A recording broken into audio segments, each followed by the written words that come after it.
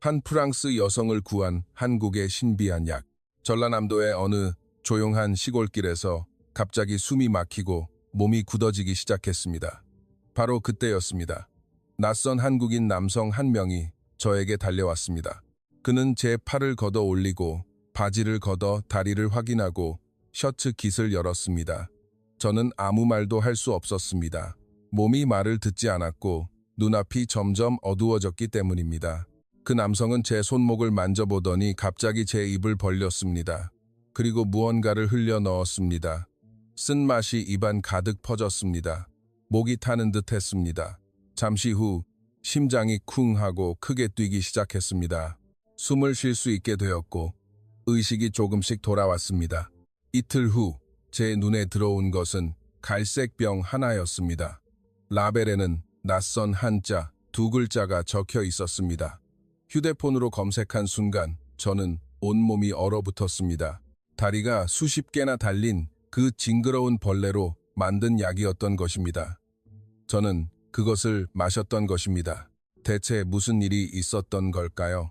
잠시만요. 여러분의 구독과 좋아요는 언제나 큰 힘이 됩니다. 지금 어디에서 이 이야기를 듣고 계신가요? 꼭 댓글로 알려주세요. 제 이름은 소피 브리네입니다. 25살이고 프랑스 파리에서 왔습니다. 아버지는 화장품 회사를 경영하셨고 그 덕분에 저는 어릴 적부터 돈 걱정 없이 자랐습니다. 하지만 제게는 평생 저를 괴롭혀온 것이 하나 있었습니다. 바로 알레르기입니다. 7살 때였습니다. 꽃가루에 반응해 숨을 쉴 수 없게 되었습니다. 병원 중환자실에서 일주일을 보냈습니다. 그 이후로 병은 저를 유리병 안에 가두려고 했습니다. 밖에 나가면 안 돼. 이걸 먹으면 안 돼. 그건 만지지 마. 저는 그게 너무 싫었습니다. 그래서 20살이 되자마자 전 세계를 여행하기 시작했습니다. 가족들은 말렸지만 소용없었습니다. 저는 자유로워지고 싶었습니다. 지금까지 30개국을 여행했습니다. 물론 알레르기 약은 항상 가방에 넣고 다녔지만요. 그리고 이번에 여행지로 선택한 곳은 한국이었습니다. 서울은 즐거웠습니다. 하지만 저는 사람들이 잘 가지 않는 곳을 더 좋아했습니다. 그래서 남쪽 끝에 있는 전라남도라는 곳으로 갔습니다. 그곳은 바다가 보이는 작은 마을이었습니다. 관광객은 거의 없었고 할아버지나 할머니들만 눈에 띄었습니다. 저는 그곳의 산책로를 걷고 있었습니다. 10월 초였고 날씨도 좋고 바람도 상쾌했습니다. 혼자 걷는 것이 좋았습니다. 아무도 저를 걱정하지 않고 아무도 저를 말리지 않았기 때문입니다. 그런데 갑자기 무언가가 제 목덜미를 쏘았습니다. 처음에는 벌레라고 생각했습니다. 손으로 탁 쳤습니다. 하지만 이상했습니다. 따끔한 통증이 보통 벌레에 물린 것과는 달랐습니다. 목에 손을 대보니 무언가 축축하고 따뜻한 것이 묻어 있었습니다. 피었습니다. 저는 계속 걸었습니다. 대수롭지 않다고 생각했기 때문입니다. 하지만 5분 정도 지나자 목이 가려워지기 시작했습니다. 그리고 가슴이 답답해져 왔습니다. 저는 멈춰 섰습니다. 손으로 목을 만져보았습니다. 부어오르고 있었습니다. 그것도 아주 빠르게. 심장이 두근거리기 시작했습니다. 호흡이 점점 거칠어졌습니다. 저는 서둘러 가방에서 알레르기 약을 꺼냈습니다. 손이 떨리고 있었습니다. 약통 뚜껑을 열려고 했지만 힘이 들어가지 않았습니다. 시야가 흐려지기 시작했습니다. 약통이 손에서 미끄러져 떨어졌습니다. 또르르 소리를 내며 땅바닥을 굴러갔습니다. 그것을 주우려고 몸을 숙이는 순간 다리에 힘이 풀렸습니다. 쿵! 무릎부터 땅에 쓰러졌습니다. 손바닥도 땅에 짚었습니다. 숨을 쉬려고 했지만 목이 조여오는 것 같았습니다. 쟁쟁거리는 소리밖에 나오지 않았습니다. 제 몸은 옆으로 쓰러졌습니다. 눈앞이 캄캄해졌습니다. 귀에서 삐 하는 소리가 울려 퍼졌습니다. 입술이 마비되고 온몸이 차가워지는 것이 느껴졌습니다. 아, 이건 정말 위험한 상황이구나. 7살 때의 기억이 되살아났습니다. 중환자실 천장의 하얀 빛, 엄마의 울음소리도 들렸습니다. 그때 의사 선생님이 말했습니다. 조금만 늦었으면 위험할 뻔했습니다. 지금도 같은 상황이었습니다. 저는 눈을 감았습니다. 더는 눈을 뜨고 있을 힘이 없었기 때문입니다. 심장 소리만이 쿵쿵쿵 귀에 울렸습니다. 점점 그 소리도 느려지는 것 같았습니다. 하지만 바로 그때였습니다. 누군가 달려오는 발소리가 들렸습니다. 다급한 발소리였습니다. 그리고 누군가 제 어깨를 잡았습니다. 남자의 목소리였습니다. 당황해서 무언가 말하는 것 같았지만 한국어라서 이해할 수 없었습니다. 저는 눈을 뜨려고 했지만 눈꺼풀이 너무 무거웠습니다. 남자는 제 목에 손을 댔습니다. 맥박을 확인하는 것 같았습니다. 그리고 망설임 없이 제 재킷 소매를 서둘러 걷어 올렸습니다. 손목부터 팔꿈치까지 제 팔이 완전히 햇볕 아래 드러났습니다. 붉은 두드러기가 팔 전체에 퍼져 있었습니다. 10년 넘게 저를 괴롭혀온 그 흔적입니다. 하지만 지금은 더 심해져 있었습니다. 부어오른 붉은 반점들이 서로 붙어서 큰 덩어리가 되어 있었습니다. 남자는 제 팔을 이리저리 돌려가며 확인했습니다. 손목 안쪽, 팔꿈치가 접히는 부분까지, 그리고 반대쪽 팔도 똑같이 걷어 올렸습니다. 양팔 모두 같은 상태였습니다. 하지만 남자는 거기서 멈추지 않았습니다. 제 바짓단을 잡고 종아리까지 걷어 올렸습니다. 왼쪽 다리부터였습니다. 하얀 피부에 똑같이 붉은 반점이 돋아나 있었습니다. 오른쪽 다리도 마찬가지였습니다. 남자는 발목, 종아리, 무릎 아래까지 꼼꼼하게 살폈습니다.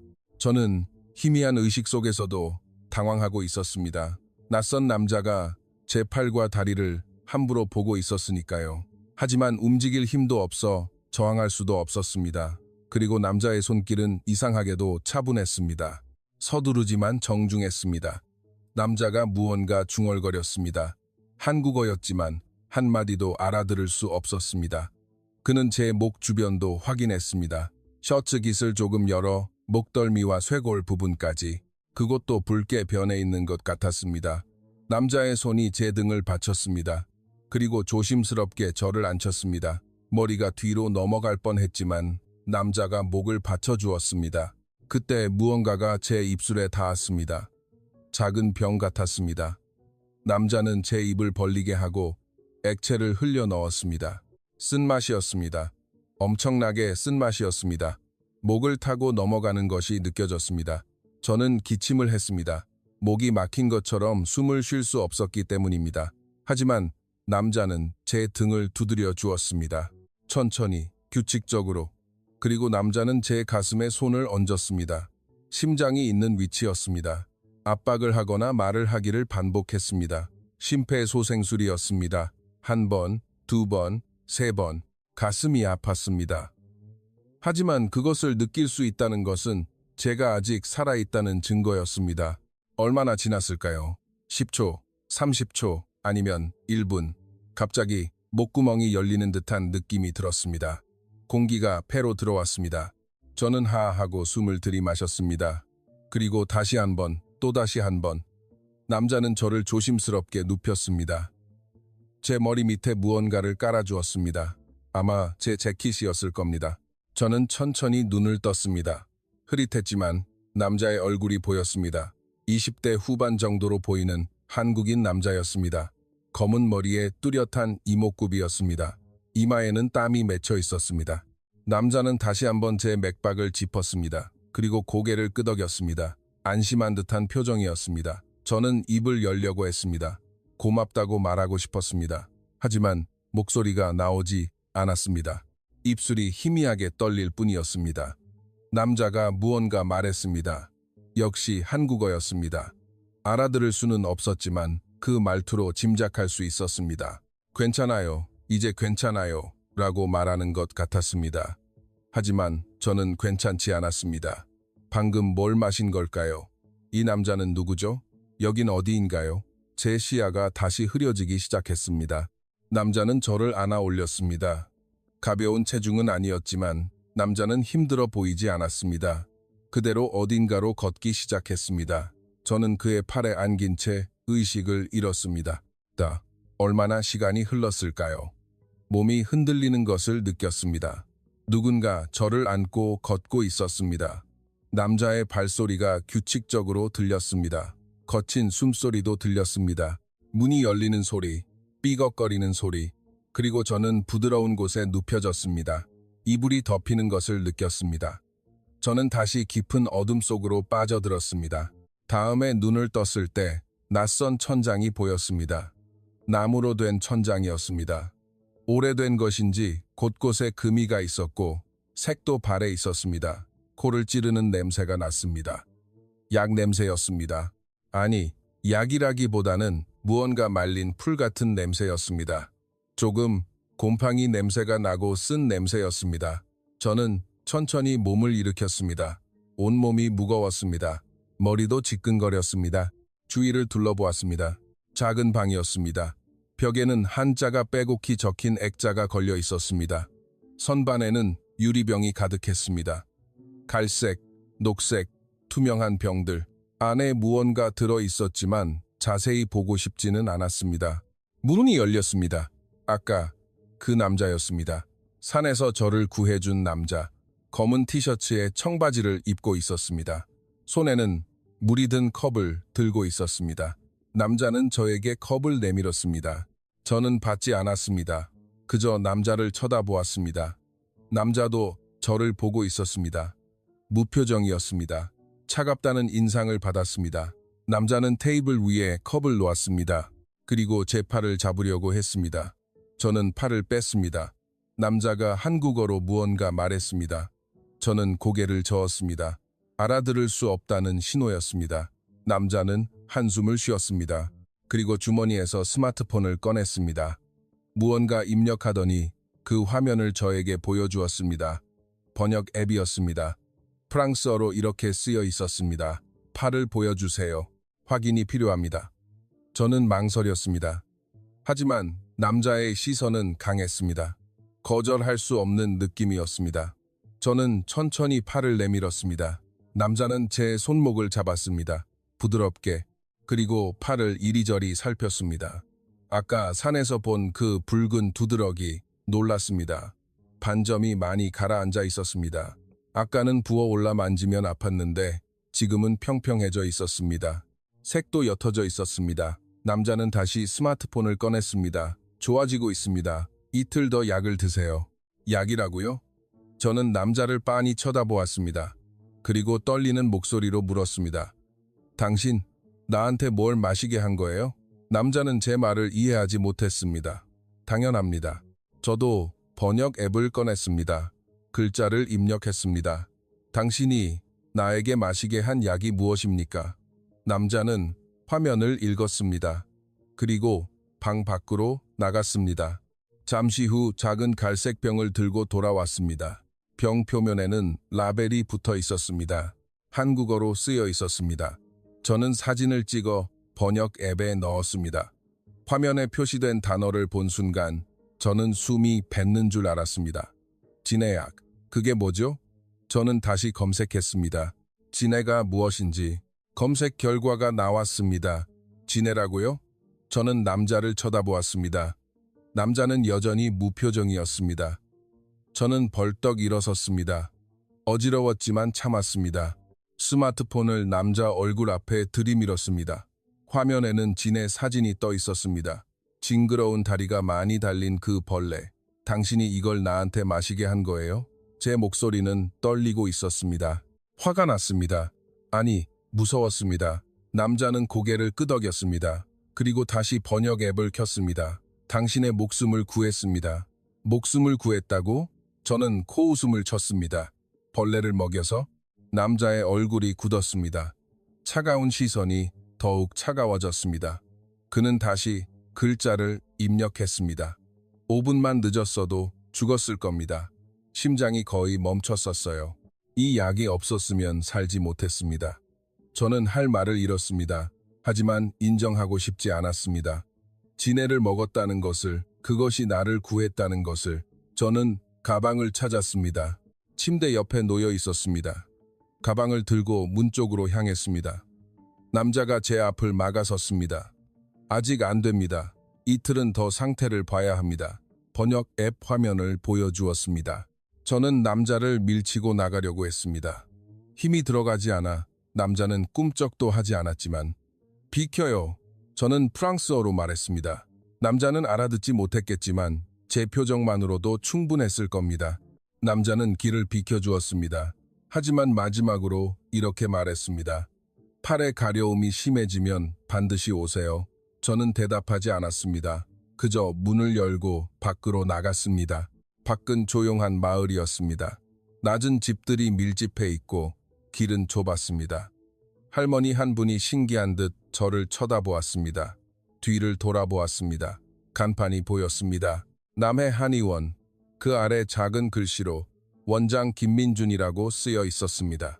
김민준, 저는 그 이름을 기억했습니다. 그리고 다시는 오지 않으리라 마음속으로 맹세했습니다. 하지만 그건 제 생각이 너무 짧았던 것입니다. 이틀 후 저는 다시 그 한의원에 문을 두드리게 되었으니까요. 그날 밤 저는 마을의 게스트하우스에서 잠을 이루지 못했습니다. 팔이 가려웠기 때문입니다. 긁으면 안 된다는 것을 알았지만 참을 수 없었습니다. 긁어버렸습니다. 아침에 일어나니 팔에서 피가 나고 있었습니다. 손톱 자국이 선명했습니다. 저는 거울을 보았습니다. 얼굴도 부어 있었습니다. 눈두덩이가 붉게 부어올라 있었습니다. 목도 가려웠습니다. 가방에서 알레르기 약을 꺼냈습니다. 프랑스에서 가져온 약입니다. 10년 동안 먹어온 약입니다. 약을 먹었습니다. 하지만 효과가 없었습니다. 오후가 되자 가려움은 더욱 심해졌습니다. 다리도 가려워지기 시작했습니다. 긁으면 긁을수록 가려움이 더 심해졌습니다. 저는 스마트폰을 꺼냈습니다. 프랑스에 있는 친구 클레어에게 영상통화를 걸었습니다. 클레어의 얼굴이 화면에 나타났습니다. 소피, 잘 지내? 근데 그 얼굴은 뭐야? 저는 카메라를 팔에 비췄습니다. 붉은 반점과 긁어 상처난 자국이 보였습니다. 클레어가 비명을 질렀습니다. 세상에, 뭐야 그게? 병원엔 가봤어?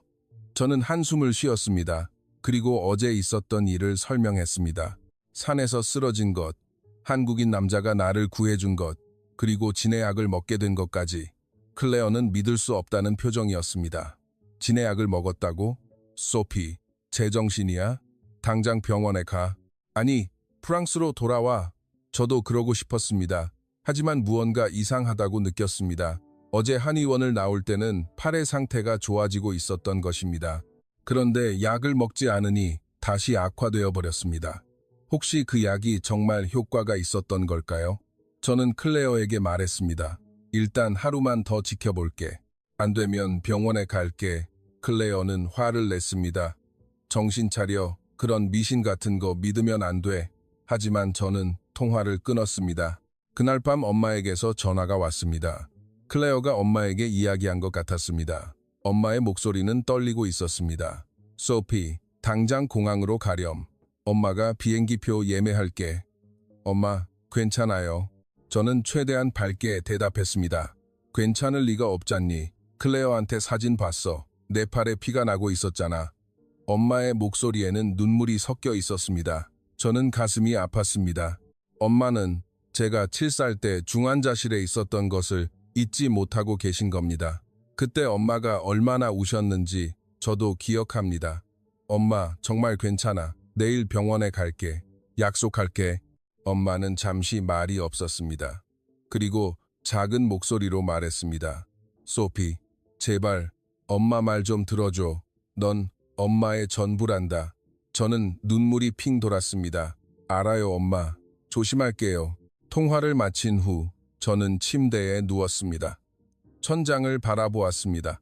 팔이 너무 가려웠지만 긁지 않으려고 이불을 꽉 움켜쥐었습니다. 혹시 내 생각이 틀렸던 걸까? 그 한국인 남자의 말이 맞았던 걸까? 다음 날 아침, 저는 결심을 했습니다. 게스트하우스 주인 아주머니에게 물었습니다. 이 근처에 병원이 있나요? 아주머니는 고개를 저었습니다. 여긴 시골이라 큰 병원은 없어요. 차로 1시간은 가야 해요. 1시간이나요? 저는 한숨을 쉬었습니다. 그런데 무슨 일이세요? 어디 아프세요? 아주머니가 걱정스럽게 물었습니다. 저는 팔을 보여주었습니다. 아주머니는 눈을 동그랗게 떴습니다. 어머, 이거 알레르기 아니에요? 남해 한의원에는 가봤어요? 저는 고개를 끄덕였습니다. 가봤는데 거기서 이상한 약을 줘서 아주머니는 웃었습니다. 이상한 약이라니요. 김 원장님 약이 잘 듣기로 유명한데요? 우리 남편도 거기서 10년 넘게 신세지고 있어요. 정말요? 저는 놀랐습니다. 그럼요, 물론이죠. 여기 사람들은 다 알아요. 김 원장님 할아버지 때부터 3대째 이어온 한의원인걸요. 실력 좋다고 소문났어요. 그런데 왜 환자가 없었을까요? 저는 그 썰렁했던 진료실을 떠올렸습니다. 아주머니는 한숨을 쉬었습니다. 요즘 젊은 사람들은 다 도시로 나가버렸잖아요. 여기 남아있는 건 노인들 뿐인데 그 노인들은 돈이 없어서 치료비를 제대로 받을 수도 없고 김 원장님도 힘들 거예요. 저는 아무 말도 할 수 없었습니다. 아주머니는 제 팔을 가리켰습니다.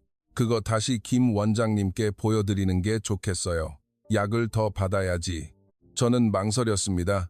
하지만 팔이 너무나 가려웠습니다. 그리고 엄마에게는 병원에 간다고 약속했으니 한의원도 병원의 일종이니까 거짓말은 아닐 겁니다. 저는 게스트하우스를 나섰습니다. 남해 한의원을 향해 걸었습니다. 10분도 걸리지 않았습니다. 한의원 문 앞에 섰습니다. 간판을 올려다보았습니다. 남해 한의원 원장 김민준. 저는 심호흡을 했습니다. 그리고 문을 밀었습니다. 안에는 역시 환자가 없었습니다. 접수대에는 나이든 남자 한 분이 앉아 있었습니다. 김민준 씨보다 나이가 많아 보였고 60대 정도로 보였습니다. 남자는 저를 보더니 놀란 표정을 지었습니다. 그리고 안쪽을 향해 무언가 외쳤습니다. 문이 열리고 김민준 씨가 나왔습니다. 그는 저를 보았습니다. 무표정이었습니다. 하지만 그 시선은 무언가를 말하고 있었습니다. 그럴 줄 알았다는 듯이 저는 말없이 팔을 내밀었습니다. 김민준 씨는 제 팔을 잡았습니다. 이리저리 살폈습니다. 그리고 나이든 남자에게 무언가 말했습니다. 남자는 일어나서 안으로 들어갔습니다. 잠시 후 갈색 병을 들고 나왔습니다. 김민준 씨는 저를 진찰실로 안내했습니다. 저는 따라 들어갔습니다. 진찰실 침대에 앉았습니다. 김민준 씨는 병을 열어 작은 컵에 액체를 따랐습니다. 그리고 저에게 건넸습니다. 저는 컵을 받았습니다. 냄새를 맡아보았습니다. 역시 썼습니다. 김민준 씨는 스마트폰을 꺼냈습니다. 번역 앱을 켰습니다. 하루 3번 이틀간 저는 컵을 들어 올렸습니다. 그리고 단숨에 마셨습니다. 너무 쓴맛에 얼굴을 찡그렸습니다. 김민준 씨가 물이 든 컵을 내밀어 주었습니다. 저는 물을 마셨습니다. 그는 다시 글자를 입력했습니다. 긁지 마세요. 상처가 생기면 낫는 것이 늦어집니다. 저는 고개를 끄덕였습니다. 그리고 작게 말했습니다. 고맙습니다. 김민준 씨는 대답하지 않았습니다. 그저 고개만 끄덕였습니다. 저는 진찰실을 나왔습니다. 나이든 남자가 약 봉지를 건네주었습니다. 그리고 얼마라고 말했지만 숫자를 알아들을 수 없었습니다. 저는 지갑을 꺼냈습니다. 신용카드를 내밀었습니다. 나이든 남자는 손을 저으며 거절했습니다. 김민준 씨가 나와서 무언가 말했습니다. 번역 앱을 켜보니 이렇게 쓰여 있었습니다. 돈은 받지 않겠습니다. 응급처치였으니까요. 저는 당황했습니다. 돈을 받지 않는다고요? 저는 고개를 저었습니다. 아니요, 받아주세요. 카드를 다시 내밀었습니다. 하지만 김민준 씨는 받지 않았습니다. 그는 문을 열어주었습니다. 나가라는 뜻이었습니다. 저는 어쩔 수 없이 밖으로 나왔습니다. 약 봉지를 꽉 쥐고 한의원을 나올 때 뒤에서 나이든 남자의 목소리가 들렸습니다. 한국어였지만 그 말투로 알 수 있었습니다. 슬픈 목소리였습니다. 이틀간 약을 먹었습니다. 하루 3번, 정확하게. 맛은 여전히 끔찍했지만 참았습니다. 그리고 놀라운 일이 일어났습니다. 팔의 두드러기가 사라지기 시작한 것입니다. 아니, 사라졌다는 표현으로는 부족했습니다. 10년 넘게 제 팔에 남아있던 그 흔적까지도 옅어지고 있었습니다. 저는 거울 앞에 섰습니다. 팔을 이리저리 돌려보았습니다. 만져보았습니다. 매끄러웠습니다. 울퉁불퉁했던 피부가 평평해져 있었습니다. 믿을 수 없었습니다. 저는 프랑스에 있는 주치의 선생님에게 이메일을 보냈습니다. 사진도 함께 첨부했습니다. 10년 전 제 팔 사진과 지금 제 팔 사진입니다. 다음 날 아침 답장이 왔습니다. 소피, 이게 정말 너의 팔이란 말이니? 한번 영상통화를 하자. 저는 선생님과 이야기했습니다. 선생님은 60대의 베테랑 의사로 제가 7살 때부터 저를 봐주신 분입니다. 선생님은 화면을 보며 말했습니다. 믿을 수가 없구나. 너의 만성 두드러기는 평생 낫지 않을 거라고 말했을 텐데 도대체 어떻게 된 거냐? 저는 진해약 이야기를 했습니다. 선생님은 미간을 찌푸렸습니다.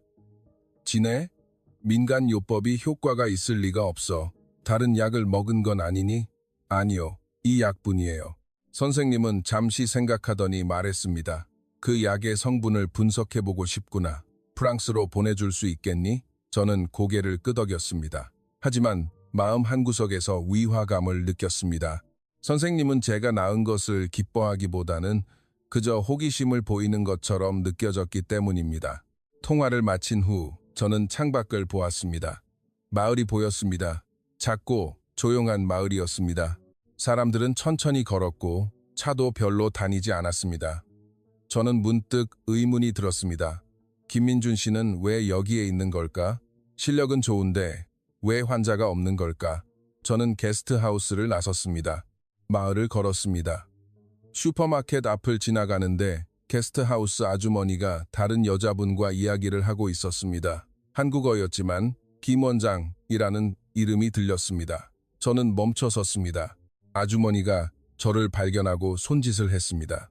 그리고 스마트폰에 번역 앱을 켰습니다. 소피 씨, 큰일 났어요. 남해 한의원이 다음 달에 문을 닫는데요. 저는 화면을 보고 가슴이 철렁했습니다. 문을 닫는다고요? 저는 한의원으로 걸어갔습니다. 문 앞에 작은 종이가 붙어 있었습니다. 한국어로 쓰여 있었습니다. 사진을 찍어 번역했습니다. 폐업 안내. 다음 달 말을 끝으로 남해 한의원은 영업을 종료합니다. 오랜 기간 사랑해 주셔서 진심으로 감사했습니다. 저는 문을 열었습니다. 안에는 역시 환자가 없었습니다. 김민준 씨의 아버지로 보이는 나이든 남자분만 앉아 있었습니다. 남자는 저를 보더니 일어섰습니다. 무언가 물어보려는 것 같았지만 저는 한국어를 못했습니다. 저는 스마트폰에 번역 앱을 켰습니다. 글자를 입력했습니다. 다음 달에 폐업하시나요? 남자는 화면을 읽더니 천천히 고개를 끄덕였습니다. 그 시선은 슬퍼 보였습니다. 왜요? 남자는 잠시 저를 보다가 제 스마트폰을 빌렸습니다. 천천히 글자를 입력했습니다. 환자가 없습니다. 마을 사람들은 모두 떠나버렸습니다. 남은 사람들은 돈이 없어요. 우리도 생활해야 하니 어쩔 수 없습니다. 저는 할 말을 잃었습니다. 그저 서 있을 뿐이었습니다. 남자는 다시 글자를 입력했습니다. 제 아버지 때부터 60년 동안 이어왔습니다. 제가 이었고 아들이 또 이었습니다. 하지만 이제 끝입니다. 그 글자를 읽는데 눈물이 핑 돌았습니다. 안쪽 문이 열렸습니다. 김민준 씨가 나왔습니다. 저를 보더니 순간 멈칫했습니다. 아버지가 김민준 씨에게 무언가 말했습니다. 김민준 씨는 대답하지 않았습니다. 그저 저를 보고 있었습니다. 저는 팔을 보여주었습니다. 깨끗해진 팔을. 김민준 씨의 시선이 조금 흔들렸습니다. 하지만 곧 다시 무표정으로 돌아왔습니다. 그는 다가와서 제 팔을 살폈습니다. 손목, 팔꿈치, 팔 전체를 천천히 보았습니다. 그리고 작게 고개를 끄덕였습니다. 저는 번역 앱을 켰습니다. 고맙습니다. 10년 동안 프랑스에서도 고치지 못했는데 당신이 고쳐주셨어요. 김민준 씨는 화면을 읽었습니다. 표정은 여전히 없었지만 귀가 조금 빨개진 것 같았습니다. 그는 제 스마트폰을 빌렸습니다. 다행입니다. 이제 괜찮을 겁니다. 저는 물었습니다. 왜 폐업하는 건가요? 김민준 씨는 조금 망설였습니다. 그리고 짧게 입력했습니다. 시골에서는 어렵습니다. 저는 더 묻고 싶었지만 김민준 씨는 이미 안으로 들어가 버렸습니다. 저는 한의원을 나왔습니다. 마을을 걸으며 생각했습니다. 김민준 씨는 나를 구해줬다. 돈도 받지 않았다. 10년 동안 낫지 않던 내 알레르기를 고쳐주었다. 그런데 그는 한 달 후에는 이 일을 그만두어야 한다. 이상하다고 생각했습니다. 무언가 잘못되었다고 느꼈습니다. 저는 게스트하우스로 돌아왔습니다. 침대에 누워 천장을 보았습니다. 팔을 들어 올려 보았습니다. 깨끗한 피부였습니다. 그날 밤 저는 김민준 씨를 다시 떠올렸습니다. 슬픈 얼굴, 차가운 시선, 정중한 손길, 그리고 폐업 안내문을 붙이고 있던 그의 뒷모습을 저는 원래 이틀 후에는 이 마을을 떠날 예정이었습니다. 다음 여행지로 향할 생각이었습니다. 하지만 그날 밤 저는 여행 계획을 바꿨습니다. 일주일 더 이곳에 머물기로 했습니다. 이유요? 저도 잘 모르겠습니다. 그저 무언가를 해야만 한다고 느꼈습니다. 제가 받은 은혜를 갚아야 한다고 생각했습니다. 저는 제 소셜미디어를 열었습니다. 팔로워는 50만 명이었습니다. 전 세계를 여행하며 올린 사진으로 가득했습니다. 파리의 에펠탑과 이탈리아의 콜로세움. 사람들은 제 여행 사진을 좋아했습니다. 댓글도 많이 달렸습니다. 부럽다. 나도 가보고 싶다. 멋지다. 저는 25살이었지만 이미 30개국 이상을 여행했습니다. 아버지 회사 덕분이었습니다. 돈 걱정은 한 번도 해본 적이 없었습니다. 하고 싶은 것은 모두 했습니다. 사고 싶은 것도 모두 샀습니다. 하지만 김민준 씨는 달랐습니다. 그는 3대째 이어온 한의원을 지켜왔지만 한 달 후에는 문을 닫아야 하는 것입니다. 제가 하룻밤 호텔비로 쓰는 돈이면 그 한의원에 한 달 월세를 낼 수 있을 거라고 생각했습니다. 저는 한의원 앞을 지나갔습니다. 유리문 너머로 김민준 씨가 보였습니다. 혼자서 약장을 정리하고 있었습니다. 그 등은 조금 굽어 있었습니다. 문득 생각했습니다. 내가 무언가 도울 수 있지 않을까? 저는 게스트하우스로 돌아와 노트북을 열었습니다. 그리고 글을 쓰기 시작했습니다. 제목은 이렇습니다. 프랑스 여성을 구한 한국의 신비한 약. 사진도 올렸습니다. 산에서 쓰러졌던 장소, 한의원 외관, 그리고 제 팔의 비포 애프터 사진입니다. 물론 얼굴은 나오지 않게 했습니다. 글은 이렇게 썼습니다. 저는 평생 알레르기로 고통받아 왔습니다. 프랑스 최고의 병원에서도 고치지 못했습니다. 하지만 한국의 작은 시골 마을에서 기적을 만났습니다. 지네라는 벌레로 만든 약이 저를 구해준 것입니다. 10년 동안 낫지 않던 병을 단 이틀 만에 고쳐주었습니다. 이것은 미신이 아닙니다. 과학입니다. 3대에 걸쳐 계승되어 온 지혜입니다. 하지만 이 한의원이 다음 달에 문을 닫는다고 합니다. 환자가 없다는 이유로 저는 이것이 너무나 안타깝다고 생각했습니다. 전 세계 사람들이 알아야 한다고 그렇게 생각했습니다. 글을 다 쓰고 게시 버튼을 눌렀습니다. 다음 날 아침 제 스마트폰이 미친 듯이 울려댔습니다. 댓글이 0개 이상 달렸습니다. 좋아요는 10만 개를 넘어섰습니다. 대박! 진짜 이야기? 진해로 약을 만들다니 정말 효과가 있을까? 장소가 어디예요? 저도 가보고 싶어요. 하지만 부정적인 댓글도 많았습니다. 사기 같다. 과학적 근거는 있는가? 저는 하나하나 댓글을 읽었습니다. 그리고 답글을 썼습니다. 제 경험을 설명했습니다. 오후가 되자 조회수는 10만을 넘었습니다. 밤에는 50만이 되었습니다. 다음 날에는 100만을 넘었습니다. 프랑스 언론에서도 연락이 왔습니다. 인터뷰를 하고 싶다는 것이었습니다. 저는 거절했습니다. 제가 유명해지고 싶었던 것은 아니었기 때문입니다. 하지만 4일째 되는 날이었습니다. 한의원 앞을 지나가다가 저는 경악했습니다. 사람들이 줄을 서 있었던 것입니다. 10명 정도는 되었을까요? 외국인들이었습니다. 영어, 중국어가 들렸습니다. 저는 한의원 안을 들여다보았습니다. 김민준 씨가 환자를 보고 있었습니다. 당황한 듯한 표정이었습니다. 아버지도 바쁘게 움직이고 계셨습니다. 약을 포장하거나 차를 내거나 설명을 하고 있었습니다. 게스트하우스 아주머니가 저를 불렀습니다. 소피 씨, 당신이었군요. 이거 당신이 한 거죠? 저는 어리둥절했습니다. 제가 뭘요? 지금 마을에 외국인들이 몰려오고 있어요. 다들 남해 한의원을 찾고 있다고요. 저는 입이 떡 벌어졌습니다. 아주머니가 스마트폰을 보여주었습니다. 제 게시물이 여러 해외 커뮤니티에 공유되고 있었습니다. 한국 전통의학의 신비, 진해약의 기적 같은 제목이었습니다. 제가 무슨 나쁜 짓이라도 한 걸까요? 저는 불안해졌습니다. 그날 밤 한의원 문을 두드렸습니다. 환자는 이미 다 돌아간 후였습니다. 김민준 씨가 문을 열었습니다. 저를 보더니 순간 멈칫했습니다. 저는 번역 앱을 켰습니다. 제가 인터넷에 게시했어요. 죄송합니다. 김민준 씨는 화면을 읽었습니다. 그리고 고개를 저었습니다. 아니요, 괜찮습니다. 라고 입력했습니다. 괜찮을 리가 없잖아요. 사람이 너무 많이 와서 힘드시죠? 김민준 씨는 조금 생각하더니 입력했습니다. 힘들지만 기분 나쁘지는 않습니다. 정말요? 김민준 씨는 문을 활짝 열어주었습니다. 들어오세요. 저는 한의원 안으로 들어갔습니다. 접수대, 책상 위에 수첩이 놓여 있었습니다. 펼쳐져 있었습니다. 예약자 명부였습니다. 빼곡하게 적혀 있었습니다. 이름, 국적, 증상 등 김민준 씨의 아버지가 나왔습니다.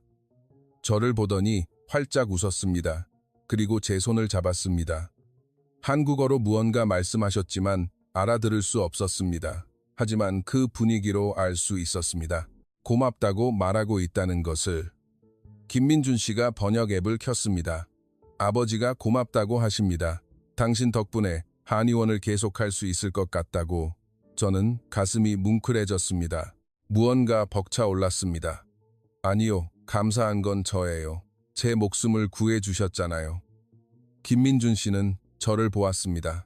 처음으로 그 표정이 부드러워진 것 같았습니다.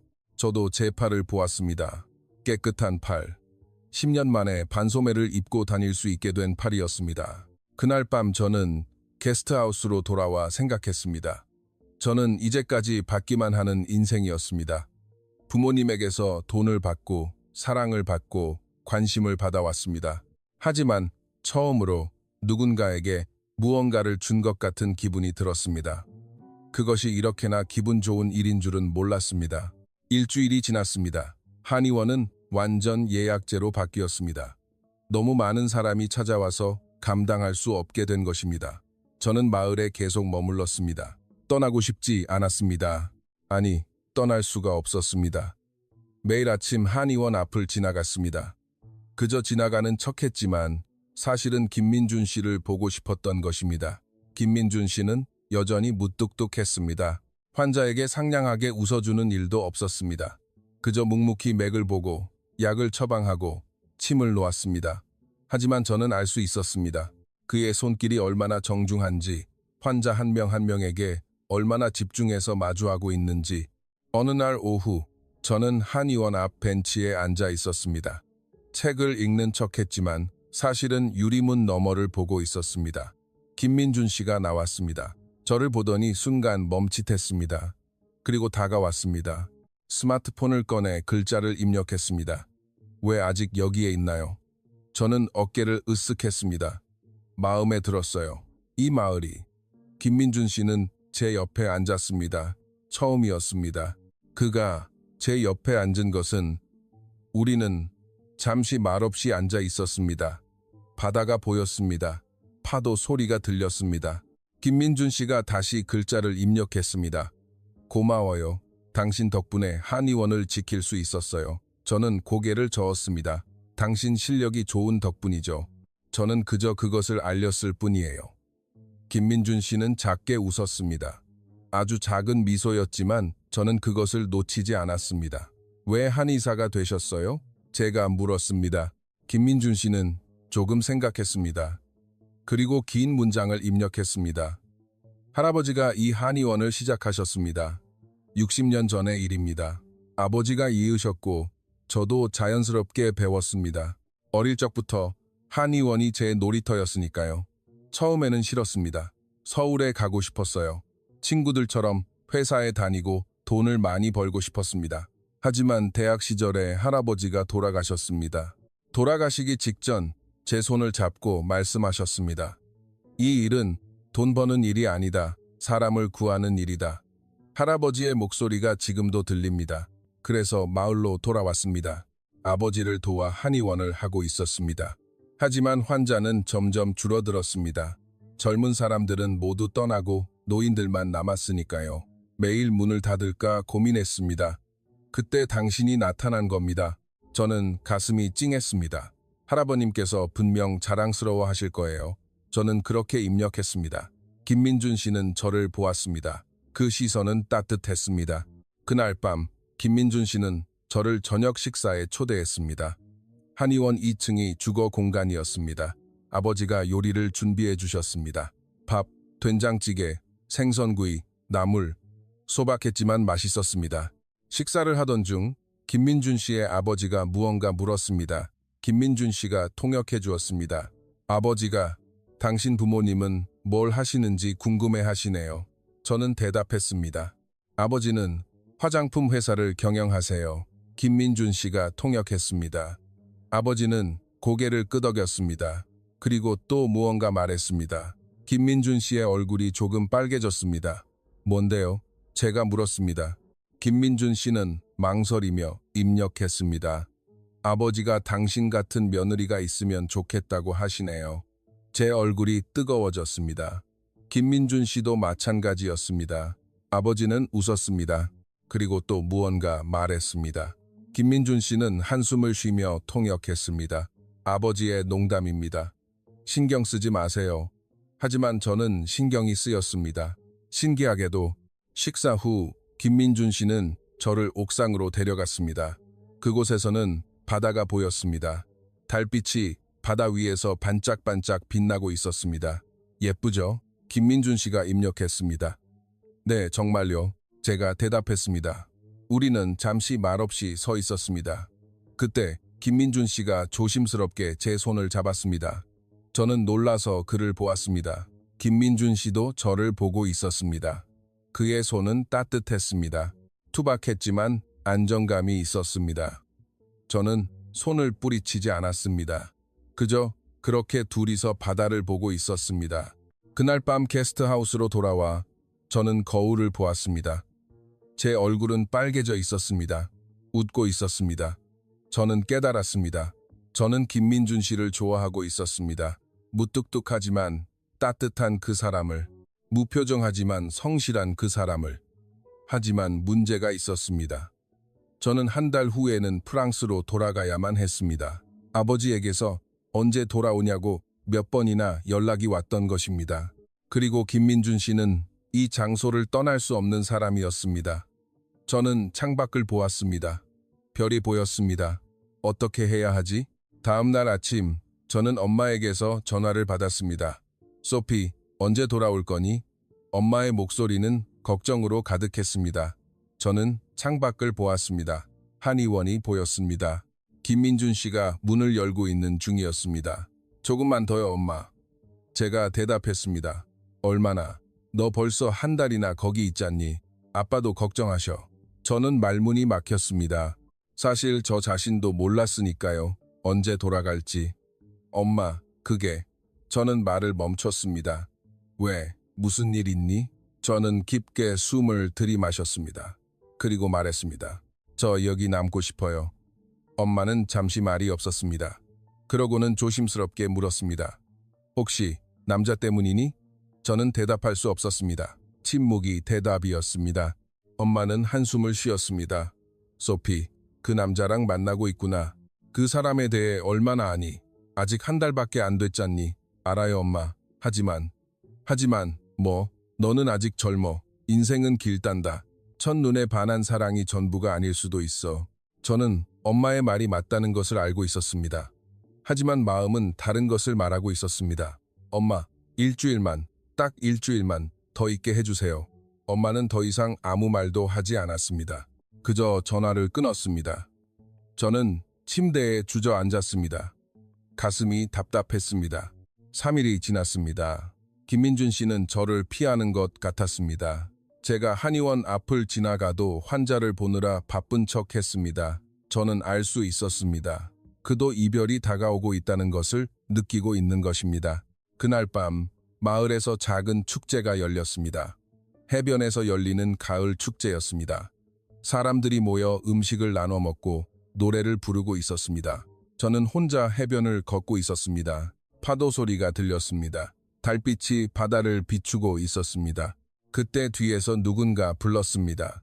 소피 씨, 김민준 씨였습니다. 처음으로 제 이름을 불렀습니다. 그 울림에 가슴이 떨렸습니다. 저는 돌아보았습니다.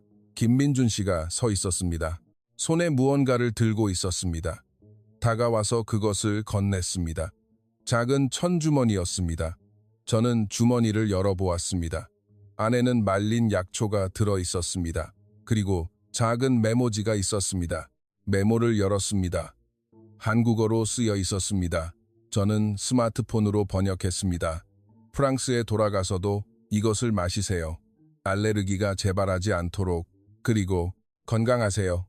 저는 눈물이 핑 돌았습니다. 김민준 씨는 스마트폰을 꺼냈습니다. 글자를 입력하기 시작했습니다. 그 손가락은 떨리고 있었습니다. 당신을 보내고 싶지 않습니다. 하지만 붙잡을 수도 없습니다. 당신은 온 세상이 무대 같은 사람이고 저는 이 작은 마을에 묶여 있는 사람이니까요. 당신을 처음 봤을 때부터 알았습니다. 이 사람은 내 세상에 속한 사람이 아니라고.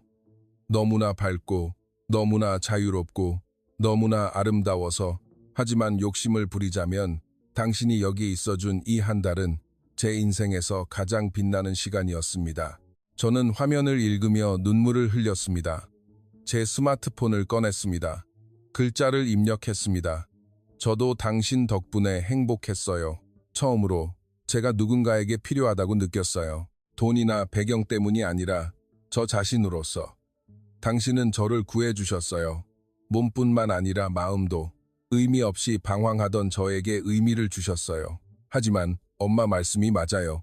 우리는 아직 한 달밖에 만나지 않았어요. 이게 진짜 사랑인지 그저 일시적인 감정인지 어떻게 알 수 있을까요? 김민준 씨는 화면을 읽었습니다.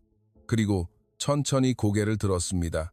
그는 제 손을 잡았습니다. 그리고 그 손을 자신의 가슴에 가져다 댔습니다. 심장이 뛰고 있었습니다. 빠르게. 그는 한 손으로 스마트폰에 글자를 입력했습니다. 제 심장이 답을 알고 있습니다. 이게 진짜라고. 저는 더 이상 참을 수 없었습니다. 김민준 씨를 올려다 보았습니다. 김민준 씨도 저를 내려다보고 있었습니다. 그리고 천천히, 조심스럽게 저에게 얼굴을 가까이 가져왔습니다. 저는 눈을 감았습니다. 그의 입술이 제 입술에 닿았습니다. 따뜻하고 부드러웠습니다. 세상이 멈춘 것 같았습니다. 파도 소리만이 들렸습니다. 바람은 불고 있었지만 춥지는 않았습니다. 키스가 끝나고 우리는 이마를 맞대었습니다. 김민준 씨가 제 뺨을 어루만졌습니다. 그리고 스마트폰을 꺼냈습니다. 가지 마세요. 저는 고개를 저었습니다. 눈물이 흘렀습니다. 가야만 해요. 가족이 있어요. 그리고 당신도 알잖아요. 제가 여기 남으면 언젠가 후회할 거예요. 이 작은 마을이 저에게 감옥처럼 느껴지게 될 거예요. 김민준 씨는 고개를 끄덕였습니다. 그 시선은 슬펐습니다. 알고 있습니다. 그래서 더 보내고 싶지 않지만 보내야만 하는 거겠죠 라고 입력했습니다. 우리는 잠시 껴안고 있었습니다. 말없이. 멀리서 불꽃이 터져 올랐습니다. 축제의 끝을 알리는 불꽃놀이였습니다. 하늘이 형형색색의 빛으로 물들었습니다. 빨강, 파랑, 노랑, 초록. 하지만 저는 불꽃을 보고 있지 않았습니다. 김민준 씨만 보고 있었습니다. 김민준 씨도 저만 보고 있었습니다. 불꽃이 모두 끝나고 사람들이 박수를 쳤습니다. 축제가 끝났습니다. 우리의 시간도 끝을 향해 가고 있었습니다. 김민준 씨는 게스트하우스까지 저를 바래다 주었습니다. 손을 잡고 걸었습니다. 아무 말도 하지 않았습니다. 게스트하우스 앞에서 멈춰 섰습니다. 김민준 씨는 제 손등에 키스했습니다. 그리고 스마트폰을 꺼냈습니다. 조심해서 돌아가세요. 그리고 프랑스에서 행복하세요. 저는 고개를 끄덕였습니다. 목이 메어 말이 나오지 않았습니다. 김민준 씨는 등을 돌려 걸어갔습니다. 한 번도 돌아보지 않았습니다. 저는 그의 뒷모습을 보고 있었습니다. 어둠 속으로 사라질 때까지. 그리고 방으로 돌아와 짐을 쌌습니다. 내일 아침 저는 이곳을 떠납니다. 프랑스로 돌아갑니다. 김민준 씨와는 이제 끝입니다. 저는 침대에 누워 천장을 바라보았습니다. 눈물이 멈추지 않았습니다. 가슴이 너무 아팠습니다. 이게 진짜 사랑이었구나. 그래서 이렇게 아픈 거구나. 일주일이 지났습니다. 제가 프랑스로 떠나는 날이었습니다. 저는 짐을 쌌습니다. 아니, 싸려고 했습니다. 하지만 손이 움직이지 않았습니다. 게스트하우스 아주머니가 문을 두드렸습니다. 소피 씨, 공항 가는 택시 왔어요. 저는 대답할 수 없었습니다. 그저 창밖을 보고 있었습니다. 한의원이 보였습니다. 아주머니가 방으로 들어왔습니다. 제 얼굴을 보더니 한숨을 쉬었습니다. 아직도 결정 못했구나. 남을 건지 돌아갈 건지. 저는 고개를 저었습니다. 모르겠어요. 아주머니는 제 옆에 앉았습니다. 그리고 말했습니다. 나도 젊었을 땐 서울 가고 싶었어요. 대학도 거기서 나오고 취직도 하고 싶었지. 하지만 남편 만나서 여기에 남았어요. 후회하냐고? 아니요. 이게 내 인생이니까. 하지만 소피 씨는 달라. 소피 씨는 이미 온 세상을 다 봤잖아요. 이런 시골에 남아서 행복할 수 있을까? 저는 할 말을 잃었습니다. 택시기사님이 짐을 가지러 왔습니다. 저는 가방을 건넸습니다. 게스트하우스를 나오자 김민준 씨가 서 있었습니다. 그는 흰 가운을 입고 있었습니다. 환자를 보던 중이었던 것 같았습니다. 우리는 서로를 바라보았습니다. 말없이 김민준 씨가 다가왔습니다. 스마트폰을 꺼냈습니다. 조심해요. 라고 입력했습니다. 저는 눈물이 핑 돌았지만 참았습니다. 고마웠어요. 여러 가지로. 저도 그렇게 입력했습니다. 김민준 씨는 제 손을 잡았습니다. 꽉. 그리고 놓았습니다. 저는 택시에 탔습니다. 기사님이 출발했습니다. 뒤를 돌아보았습니다. 김민준 씨가 서 있었습니다. 손을 흔들고 있었습니다. 저도 손을 흔들었습니다. 택시는 마을을 빠져나갔습니다. 바다가 점점 작아져 갔습니다. 한의원도 보이지 않게 되었습니다. 저는 창밖을 보았습니다. 눈물이 흘렀습니다. 참을 수 없었습니다. 기사님이 백미러로 저를 보았습니다. 무언가 물었지만 한국어라서 알 수 없었습니다. 저는 고개를 저었습니다. 괜찮다는 신호였습니다. 공항까지는 2시간이 걸렸습니다. 저는 계속 창밖만 바라보았습니다. 아무 생각도 하지 않으려고 했습니다. 공항에 도착했습니다. 저는 짐을 받고 체크인 카운터로 향했습니다. 직원이 여권을 확인했습니다. 티켓도 확인했습니다. 탑승권을 건네주려는 순간 저는 움직임을 멈췄습니다. 직원이 물었습니다. 무슨 문제 있으신가요?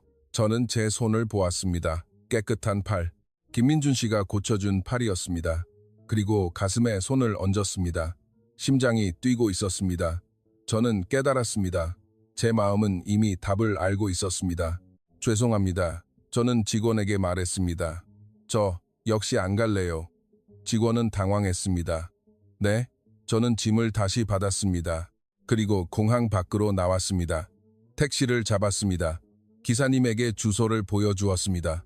전라남도의 그 작은 마을. 기사님은 놀란 얼굴을 했습니다. 거기까지 2시간 걸리는데요. 상관없어요. 제발 서둘러 주세요. 택시는 다시 남쪽으로 향했습니다. 저는 가슴이 두근거렸습니다. 해가 지고 있었습니다. 하늘이 주황빛으로 물들고 있었습니다. 마을에 도착한 것은 저녁 6시였습니다. 저는 택시비를 내고 달렸습니다. 한의원으로. 한의원 문은 닫혀 있었습니다. 진료 시간이 끝났기 때문입니다. 저는 문을 두드렸습니다. 한 번, 두 번, 세 번. 불이 켜졌습니다. 문이 열렸습니다. 김민준 씨의 아버지가 나왔습니다. 저를 보더니 눈을 크게 떴습니다. 그리고 안을 향해 외쳤습니다. 김민준 씨가 나왔습니다. 저를 보았습니다. 그는 얼어붙어 있었습니다. 저도 그랬습니다. 우리는 잠시 그렇게 서 있었습니다. 그리고 김민준 씨가 다가왔습니다. 천천히. 왜 돌아온 겁니까?